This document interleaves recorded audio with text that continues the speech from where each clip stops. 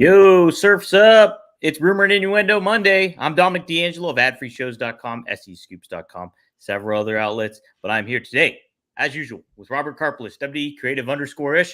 Robert, what a Monday, man. We got some good stuff to talk about. Jeez. Yeah, in spite of your Surfs Up comment, it's going to be a great show today. I'm really excited. Hell of a lot of stuff to talk about. We got SmackDown, we got Raw, we got Ricochet speculation, the litany of things that we were talking about, because this is Clash at the Castle week. So it's a big week for the WWE. It's a big week for wrestling in general. Forbidden Door seems to be taking shape further and further. The TNA, NXT stuff is getting a little bit more intertwined. Dude, this is a hell of a time, and it's a hell of a time to be watching us live and joining us in the comment section. Going to say hi to a couple folks here. Christopher Zanto says, good morning, Kings, and happy Monday from sunny California. Joseph Wade Walters, morning, fellas. Can't wait to see that banger of a match between Ospreay and Ricochet on a random Dynamite. I think you meant Collision. Greg Jacobson said, good morning, everybody, and happy Monday to you all. And Jennifer V said, hi guys, let's start the week off right. Dude, let's start the week off with whatever it is you've got. You steer the ship, dude. You tell me where we're going. Leading off, I think we're going to cover the big news of the weekend, and that's been the rumor and innuendo about Ricochet, who, according to PW Insider, he has given his notice, according to them, that he is not re-signing with the company.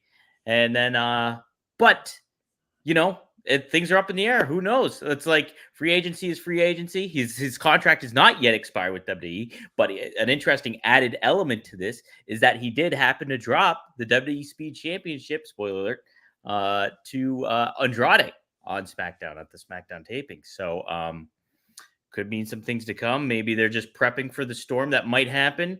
What do you think is the best fit for Ricochet here, Robert? So I think there's two things. First, there's the story that it was Ricochet gave notice, and then it immediately started trickling out that, well, maybe he didn't give his notice. Maybe there's more to this. So as someone who does negotiate contracts for a living, where I would be surprised is if he truly gave them outright notice and said, hey guys, I'm gone. In part because in order for him to say, I'm not sticking with you, WWE, one of two things needs to have happened. Number one, he's decided he's done with wrestling. He doesn't want to sign anywhere, doesn't want to continue anywhere. He just wants to go and pursue something else. Or number two, this idea that he has a deal lined up someplace else, which wouldn't happen because he's under contract, and Tony Khan has consistently talked about he does not engage in contract tampering. He doesn't send those feelers out there. He doesn't have those preliminary conversations until somebody is free and clear. So if Ricochet did, in fact, give his notice, then it would be a very strange negotiating tactic, because then it means, well, he has to go to AEW. TNA is clearly in bed with WWE, and they're not going to be able to pay Ricochet the money he wants. I don't see him entertaining the idea of going to New Japan, considering his partner, Samantha Irwin, is here. So if I were him, I would assume you're going to try to run out the clock on your WWE deal, have those negotiations, ask to be able to talk to other people, and ultimately come to what's going to be the best financial decision for you. I can see why AEW is very appealing to Ricochet. Mm-hmm. He's someone who AEW could make a world champion with these perceived promo limitations. He's not a bad promo. I've recorded Ricochet promos before. He can get very passionate. He can speak from the heart. It's not what a wrestling audience is typically used to hearing. So that's why the default in WWE is, oh, this guy is not a good promo. They really haven't given him a ton of opportunities to do that. There is a lot of people who have lined up to want to work with Ricochet. Logan Paul handpicked Ricochet and said, this is the dude that I want to have a chance to work with. Braun Breaker is working with Ricochet now because Braun Breaker pushed to work with Ricochet.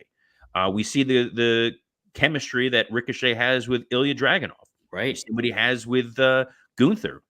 As we heat up Chad Gable as a top heel, you're going to want to have a guy like Ricochet there ready to go. So I don't see WWE just letting Ricochet go without at least ponying up the money and giving him an offer. But the AEW side of things are a lot of people that Ricochet has chemistry with, has worked with before, and can find success with going forward, namely Swerve, Osprey, MJF, Adam Cole. There's also that dream match scenario where we'd love to see Ricochet and Okada go at it. Yeah. Mm-hmm. So, or Switchblade Jay White. Yeah. Intriguing matches, but we look at how AEW has handled talent of late. And I threw this out there last week and said, who have they really built up that's come over from WWE? Some people did give me names. They pointed out Tony Storm. That's a great one. It was Yeah. a great example of someone who came over, but that was because she had this creative control of sorts and built whatever this unique character is. When she first came in, though, she was kind of floundering in AEW. Mm-hmm. And until she found that sort of that niche, that opportunity. I don't know if Ricochet is going to be one of those folks who comes into AEW, they skyrocket him, and then immediately just move on. We haven't seen people with a lot of staying power, a lot of lasting power. And from a financial standpoint, unless AEW is going to back Ricochet with a guaranteed contract right off the bat and say, here's how much you're going to make, he's giving up the licensing deals. You're giving up being in the video games and the action figures and the T-shirts and the money you're making from house shows. So he has to look at the financial pros and cons. Yeah, there's a lot to weigh out. It's cool. Yeah, I could not imagine him giving like a notice, a heads up, because it's just like you have leverage either way, and you want to make the most of that. On top of it, though, from a creative standpoint, I'm looking at it from that way. And I know money is it's cash and creative all the time. And money should be the primary aspect of it all. But from a creative standpoint, I would almost envision the best bet being for him from creative wise would almost be New Japan, if you look at it, because if he goes there, he's the primary star there because they need somebody. On top of it, you look at what it's done for names like AJ Styles and Cody Rhodes, where they went off and not that they weren't legitimate in the first place, but it re-legitimized them in the eyes of pro wrestling. And then on top of that, you kind of get the best of both worlds with the New Japan connection because you can work with AEW. You're not oversaturated on it, but you feel like a unique element star outside of AEW where you're not maybe lost in the shuffle as they tend to do sometimes. I think there's a little bit of incentive to being that number one guy potentially in New Japan for Ricochet, and I think he would fit that bill very well. So New Japan in 2024 isn't quite the New Japan of the past. I agree. Think they've been struggling. Mm-hmm. I don't know that he is the solution to all of their problems per se. I can see where he would make an immediate impact, but I don't think it's the best move for him. I think if anything, it'll make him less relevant on a global stage rather than more relevant, especially because with the Forbidden Door stuff, AEW is going to be able to get their dream matches out of Ricochet without having to pay him. So I look at it, this is a business that you want these guys to earn the most that they can and get the best kind of exposure. I'm always for sticking with the WWE and letting that machine fill your wallet as long as you're happy with what you're doing. Mm-hmm. And the wear and tear on his body when you go to AEW. Yes, you're wrestling less, but those matches are extremely demanding. And the names of the guys we just rattled off, including someone throughout there, Zack Sabre Jr. is there. Those are very physical 25, 30-minute matches that he's going to be expected to go out and do at 35 years old. Right. It's a very good point, too. Do you think he has the capability to kind of convey a new persona, identity, personality that we haven't necessarily seen from WWE, his time in WWE? I really think, too, Robert, he was kind of snake bitten starting off under the scope of Vince McMahon. I think, him going to WWE, NXT and everything like that, he was on the trajectory to being a top star. And I think Vince, from his perspective, kind of hindered him a little bit, I think. So it's funny because when I was working with Ricochet and Swerve and MLW, we originally were supposed to get 3 months of storyline out of that. Mhm. Ricochet had the chance to go sign with WWE. Obviously, you're not going to hold somebody back from that. But the trajectory for it, the way that I saw those guys, I saw Ricochet as a heel. I saw him as this guy who him and Swerve are going to have this great mentor mentee dynamic one off. But there is an underlying cockiness that that Ricochet can tap into that's really fun. There's a little bit of that swagger to him. There's a little bit of that. I know I'm significantly better than the rest of you guys, and you got to prove it. And we have not seen that in WWE. We have not seen a heel Rick. He has been a Ricky Steamboat babyface this whole time. But I think that a smug, cocky Ricochet would be really interesting to watch. And it's pretty much untapped on a global stage. Right, right. And it would be interesting to see him. And I think that would be another way to kind of revitalize him. And then at some other point down the road, you make him a good baby face and he can work with like his best hits kind of basically coming through that when it comes to his heel work too. So And guys, if you're looking to revitalize yourself and deliver your best hits, can we recommend our friends at Blue Chew? yeah. This episode is sponsored by Blue Chew. Let's talk about sex. Guys, remember the days when you were always ready to go? Now you can increase your performance and get that extra confidence in bed. Visit BlueChew.com. Blue Chew is a unique online service that delivers the same active ingredients as Viagra, Cialis, and Levitra, but in chewable tablets and at a fraction of the cost. You can take them anytime, day or night, so you can plan ahead or be ready whenever an opportunity arises. The process is simple. Sign up at BlueChew.com, consult with one of their licensed medical providers, and once you're approved, you'll receive your prescription within days. The best part, it's all done online. No visits to the doctor's office, no awkward conversations, and no waiting in line at the pharmacy. Blue Chew tablets are made in the USA and prepared and shipped direct to your door in a discreet package. Guys, you want to be like Ricochet. You want to give your gimmick the notice by slipping in a little bit of Blue Chew, because Blue Chew wants to help you have better sex. Discover your options at BlueChew.com. Chew it and do it. And we've got a special deal for our listeners. Try Blue Chew free when you use our promo code RUMOR at checkout. Just pay $5 shipping. That's BlueChew.com, promo code RUMOR to receive your first month free. Visit BlueChew.com for more details and important safety information. And we thank Blue Chew for sponsoring this episode of Rumor and Innuendo. Yeah, be like Ricochet and bounce back with Blue Chew. Promo code rumor. Great. Thanks for jumping on there at the end. You're welcome. Dom, where we got like 50 things to talk about and like 20 minutes, 17 minutes. I can't do math. It's a Monday. 17 minutes. Math ain't mathin', kids. Well, speaking of Blue Chew, let's talk about the blue brand in SmackDown. Hey. What went down on SmackDown. Fun, pretty show. I just caught the highlights, Robert, to be honest. So I watched everything on YouTube. But what I saw, I liked. The Solo Sikoa anointed Tongaloa into the bloodline. I thought that was a pretty compelling segment. I really like the menacing feel that new faction has kind of given, especially Tama Tonga.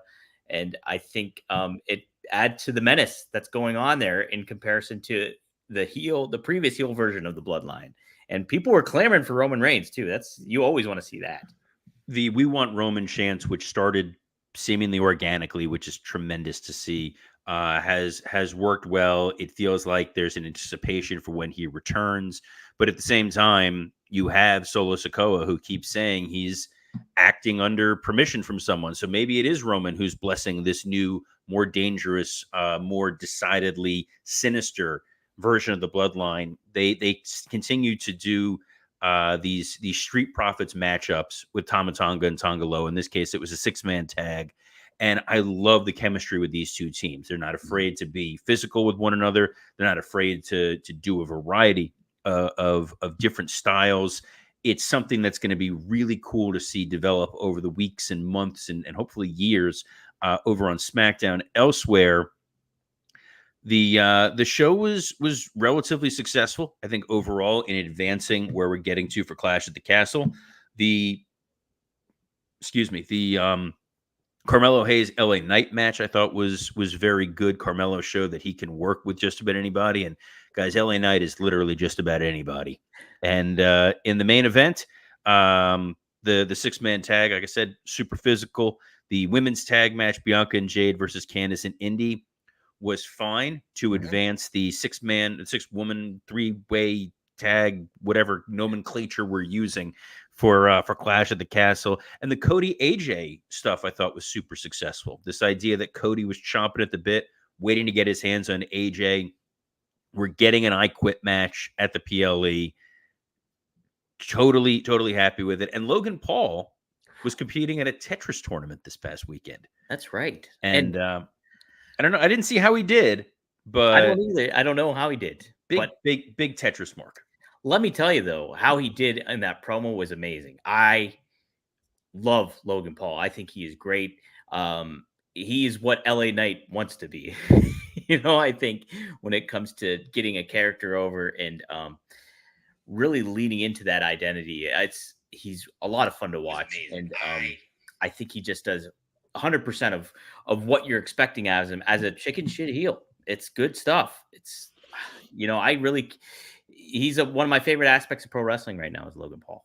He is a student of the game. He's very good at making things seem important while at the same time putting himself over. So it's fun to see him interact with LA Knight. I had that pegged as a WrestleMania match for this past year. It's clear that they're probably going to push this closer to SummerSlam. Yep. At this rate, but fine. It gives LA Knight something to do. I don't necessarily know that LA Knight is going to win, but we got a couple months to go, and it just means I don't want to take Logan Paul off TV. Yeah, 100%. Yeah, I thought SmackDown was overall a pretty good show. What do you think of Piper Niven on the mic? She doesn't have a lot of opportunity to get that opportunity, but she had it on Friday. Any thoughts on that? She was great. It's crazy to see when they want to heat somebody up. And she, much like Ricochet, very much handcuffed when she first came in by Vince. Yes. That sentence sounded a lot worse than I meant it to. Oh boy, yes. Metaphorically, when they had her out there, it was Dewdrop, and she was basically just a dancing disco ball come to life. I forgot. But this more vicious Piper Niven, who's telling the story of I've been representing Scottish wrestling going all the way back to 2008. You want to bring up the Mae Young Classic. I've been doing this for a lot longer. I've been a champion before. I am an unstoppable monster. I'm fighting in front of my home country, and I'm not going to lose. And she had a lot more credibility than she's probably ever had. Is she going to win? Absolutely not. But in terms of building somebody up for a lesser pay-per-view, tremendous. This whole pay-per-view, this whole PLE feels like they just don't want to do it. Yeah. It's going to be a good show. I think it's going to be really, really entertaining. But a lot of these matches we just want to get to the better stuff that's coming down the pipe. Yeah, I am excited for several. I do like the setup. I think it makes perfect sense to have Cody and AJ in an I Quit match. I like, Drew being back in the fold of the in-ring competition stuff. So there's some stuff that I'm pretty excited for when it comes to this PLE.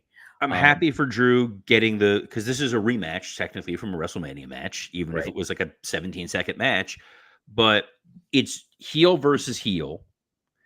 It feels like it's a lesser story because Drew is so singularly focused on CM Punk, and Damian Priest feels very much lost in the shuffle across the board. He is world champion, kind of like Swerve on AEW. Like, he's world champion, but he's definitely not your A1 guy. And when he's wrestling, when his promos are being cut, you don't really feel like, man, this is a guy they really should be lighting on fire and igniting.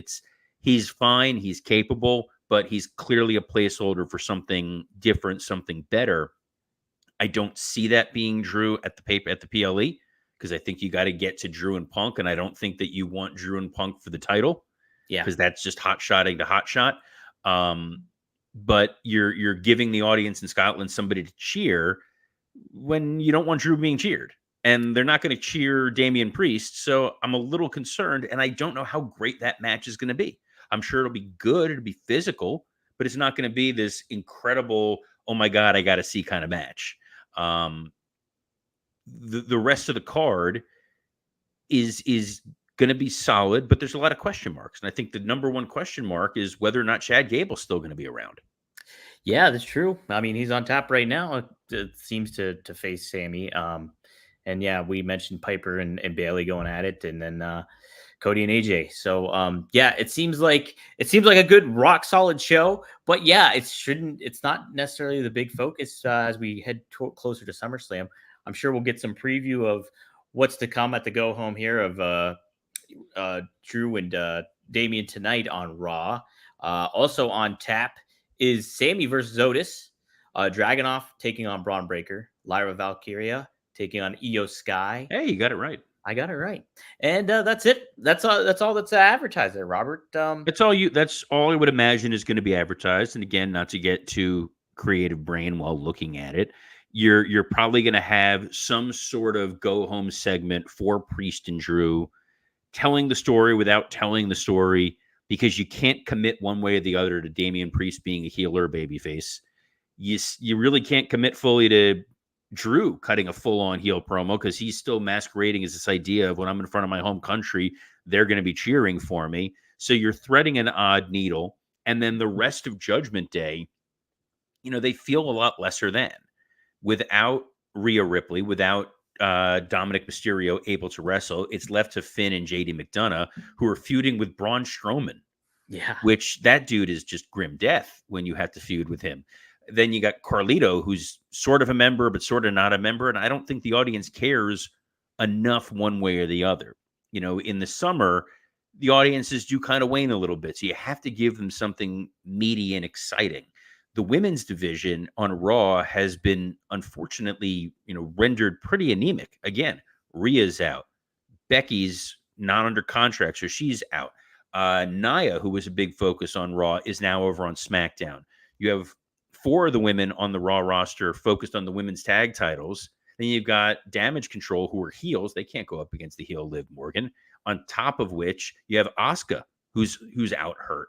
So it's pretty much just Lyra.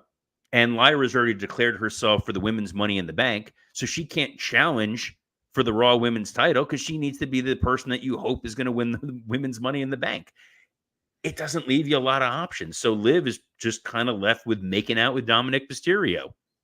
Do you need more of that right now, though? Do you need a? It's not like we need a match at Clash of the Castle. I don't think that's You don't, but you do have a new women's champion on Raw that you want to solidify. Sure. And there are people you can turn around and beat. I know that there's Caden Carter and Casey. I always screw up her last name. It's against, whatever it is. But they're a tag team, but you can split them, not split them up, but you can put one of them in there with Liv as cannon fodder, and that's fine. Mm-hmm. But that's a bit of a challenge. And yeah, you're doing Sammy and Otis to build to this match because you want that big moment where there's going to be something. If Gable's sticking around, we'll do our previews on Friday, but there's a couple of different options, a couple of different ways, and everything is sort of in a holding pattern. And you've got guys who are very much in a holding pattern for Money in the Bank, like Jey Uso. Yeah, and I think he's positioned well right now, but there's so many elements here. We're also, another guy is Gunther that we're waiting on. Well, Gunther just needs to lurk in the background. I wouldn't be doing much with Gunther right now, because you wouldn't at all. Like, he's got SummerSlam. I've said before I would eventually put him up against Ray to have him beat a beloved babyface to make you hate him, but he can just kind of hang around. Like, if you have Drew and Priest facing off in a promo, and then Gunther just steps out, and it's like, it doesn't matter which one of you wins, I'm there. And WWE knows it doesn't matter who wins, because Gunther is there. And Gunther will be the next sort of dominant champion they have on Raw. They just have to figure out how they're going to get there. And then it becomes, well, who's going to win Money in the Bank to potentially knock off Gunther? And the top contender could be Jey Uso, or depending on how the weekend goes, Sami Zayn. Mm-hmm. Yeah.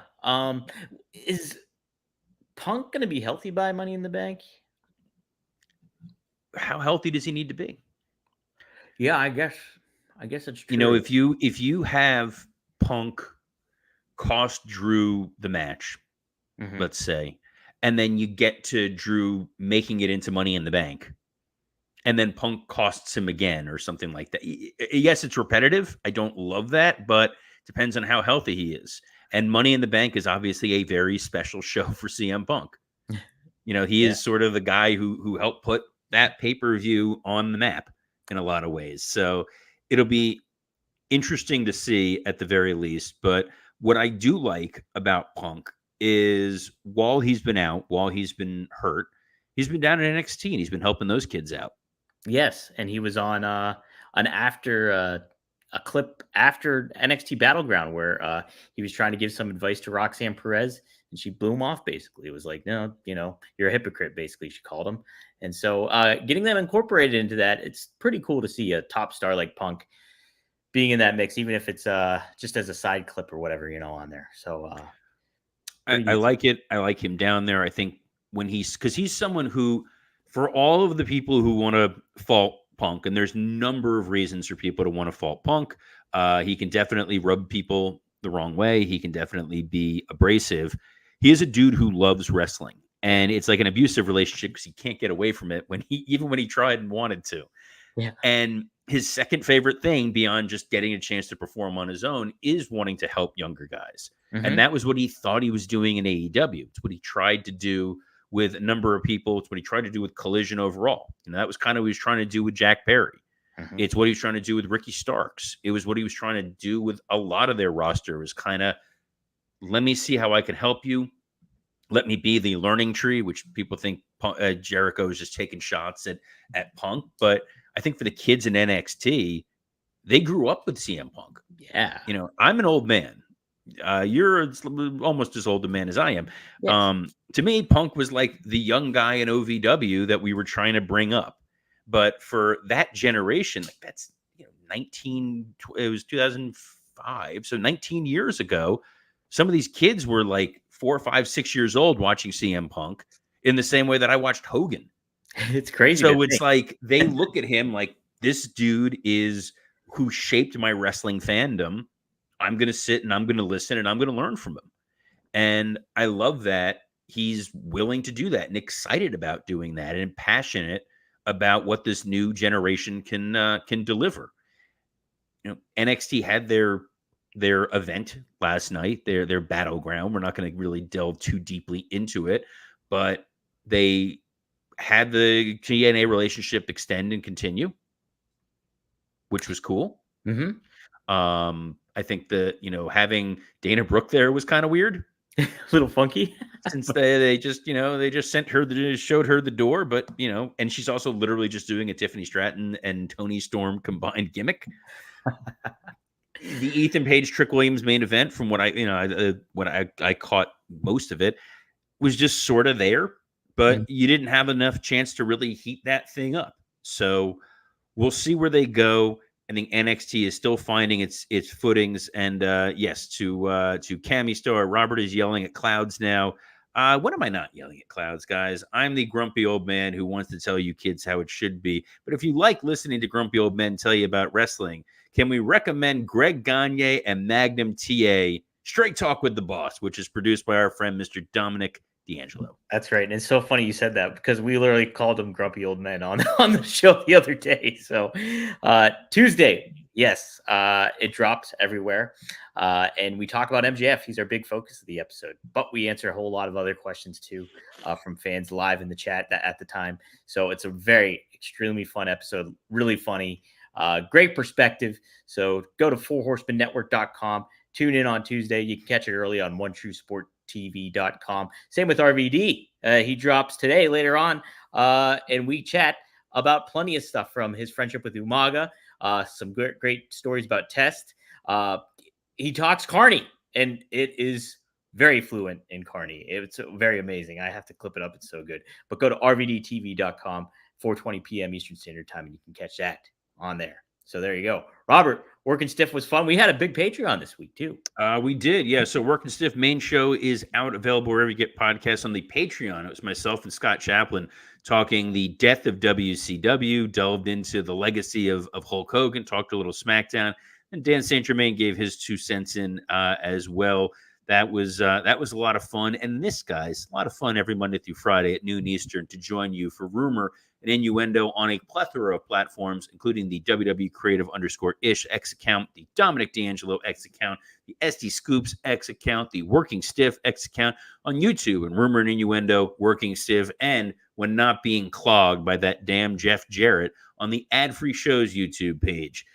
So anywhere you catch us, be sure to, subscribe, 5 stars, help the algorithm, write a nice little review. Always appreciative of that. But we're always appreciative to have you joining us here live every Monday through Friday for Rumor and Innuendo. So on behalf of the still for some reason wearing a Knicks hat, Dominic D'Angelo, I'm Robert Karpelis. Best of luck in your future endeavors. Hey, they're going to bounce back just like Ricochet.